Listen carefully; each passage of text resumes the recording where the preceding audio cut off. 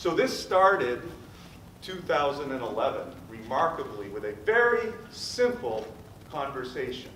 And the conversation went something like this. Bailey approached me, and she said, "Good morning, Mr. Pickering.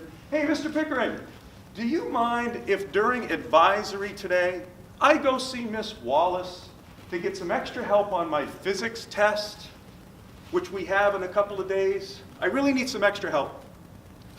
And I said, "Bailey, it's advisory, and we have an advisory curriculum. We meet Tuesdays and Fridays. And if I send you to go get extra help, then I sort of open up a can of worms. I need to open that up to everybody. So no, how about after school, Bailey?" She said, "I'm playing field hockey. We're in a field hockey tournament next week. Do I have to miss practice?" I'm like, "Oh, no, I get it. I was an athlete. You're getting ready for the tournament. How about during lunch, Bailey?" "It's 22 minutes, Mr. Pickering, and it's a different lunch than Miss Wallace. I just want to get help on my physics test." I didn't have an answer for a student in an educational setting to get extra help on a physics test. So that started TASC. That conversation led to a year of teachers and counselors and staff members planning, trying to figure out a way to make this work.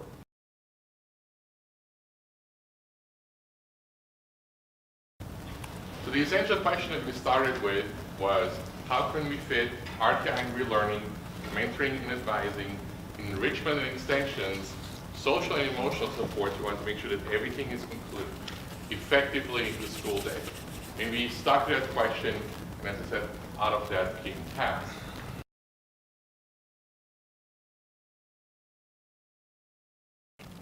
So this is for us, our schedule and how it evolved. You can do this no matter what type of schedule you have. With that said, it's definitely a key question as to how you're going to capture the time. This is how we did it. So that was our schedule on the left. We stole some minutes from each block. Now before those that are new say, wait a minute, if you steal minutes from each block to create a flexible block, that's important instructional time. Good point. But think of this. For the students that need the extra help, if Amanda schedules the students that need extra help to just one task block, how many minutes is the task block for that extra help? 43. How much instructional time did Amanda lose by reducing the block? 30. She's plus 13 for the students that need it. Ah, yes, but Mr. Pickering, how about those students that don't need the help? Just think about what you just said. Competencies. If they've got it, and we're not basing education on seat time, but on learning outcomes, and the students that need the help, you can schedule them, and you can individualize the help, you're getting more, not less.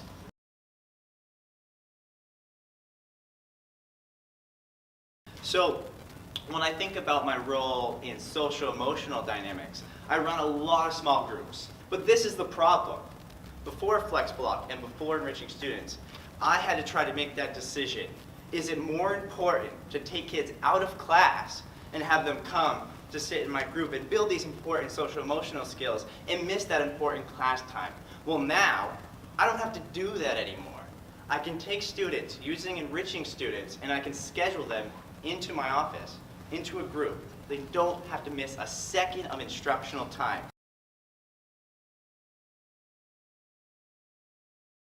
Also, in another form of enrichment, we offer TASC Talks. So what is a TASC Talk? Everyone's seen TED Talks, right?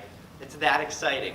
So this week in our school at ConVal, we had Spirit of Kindness Week, mental health, focusing on these social-emotional needs.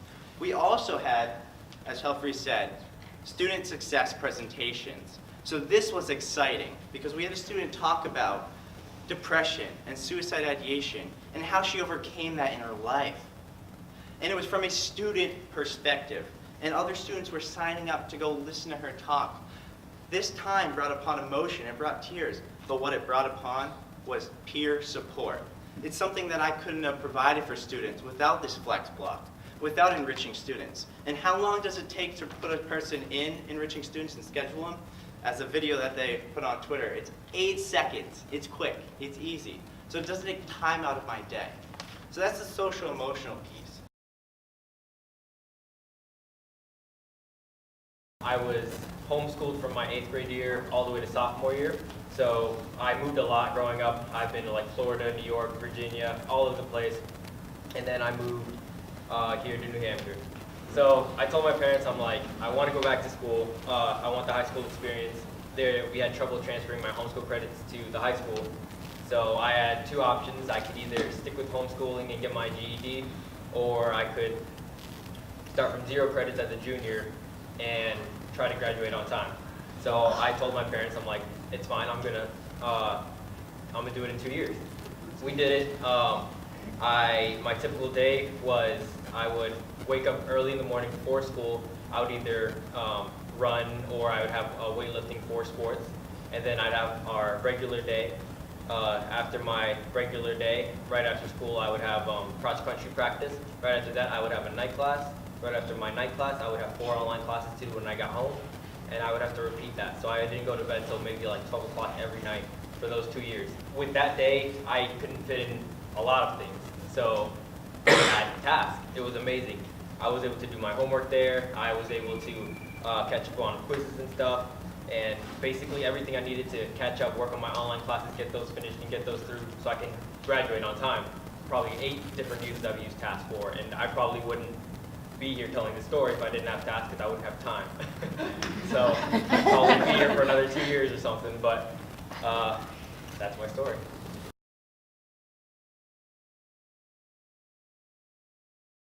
So I decided to talk to you about 5 students and what they have taught me about TASC. And I want to start with Sarah. So Sarah might be the next president of the United States. She got into Dartmouth, Berkeley. She's involved in tons of sports. She's on student leadership. And she is also the editor for our school newspaper, which I am the leader for, adult leader. And Sarah came to me last year and she said, I think I'm not going to be able to do student newspaper anymore because I don't have time. And so I thought about it and we said, okay, Sarah, how can we make it possible for you to do newspaper? And she said, well, could we do it during the day? Could we do it during TASC? So I went to Brian and talked to him, and we ended up making student newspaper an elective group that people could meet with during TASC, and we made it an ELO. So that was Sarah. So Sarah taught me that TASC creates time for students. Madeline is a wonderful student. She comes from a much different home than Sarah. She doesn't have internet access at home, and she is in one of my classes, and she's doing really poorly in all the classes except mine. And I talked to her about it, and she said, Miss Bastoni, they assign reading online, they assign homework online, and I don't have a computer, right? So she books to me for TASC all week, even though I don't have her, so she can finish her assignments. I have a computer lab. So TASC creates time for students, and TASC creates access. Okay, so my third student, Haley. Haley is like a B student, and she's not going to make trouble, but she kind of fades into the background. And she sort of followed someone into my TASC, and I drew her out. I got to know her. We did projects. And what I learned about Haley was that if she doesn't do well in a class, she'll sort of try to escape it. And because I made a connection with her when she came to TASC, and I learned about her, now when she signs up with other teachers, I go tell them about her. And so I think the third thing TASC does is it creates connections. Okay, so then we have Shelly. Shelly, like Anthony, transferred to ConVal. She transferred as a senior, though. When I tried to ask her about what she wanted to do after high school, she could not articulate that. She had no clue. She likes to do animation. She loves Magic Club. She likes anime drawing, right?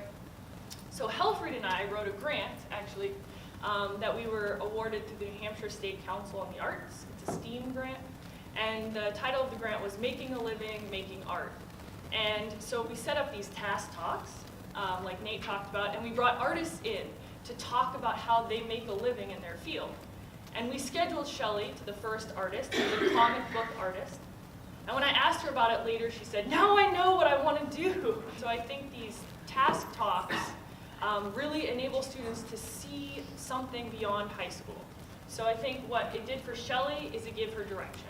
And the last one is Isaac, and he loves videography. Like, this is his thing. He loves video.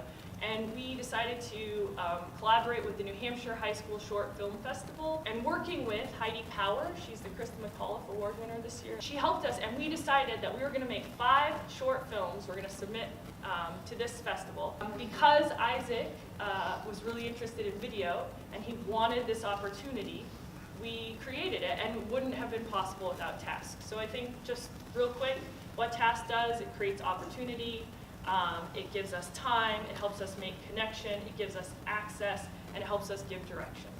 My middle daughter, who is currently in college, told me about 2 months ago that TASC allowed her to structure her day in a way to be successful. So she learned time organization skills and how to split up tasks and how to prioritize her work based on the TASC model. So I personally, as a parent, I'm extremely grateful that we have it at the school.